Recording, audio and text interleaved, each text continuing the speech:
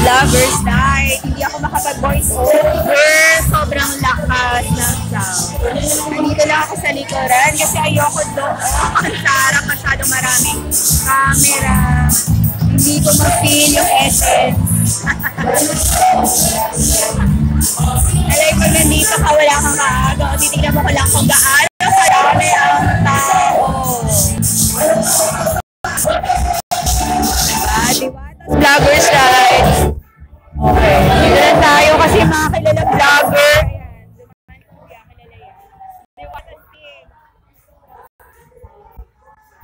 Si Ma'am Yuka hindi naman kilala kaya nandito rin tayo. O diba? Mamaya kapag may pictures na ako kay Madam Diwata, happy na. Hindi ko ma-feel doon. Napakait ko. Hindi ko magawang itaas.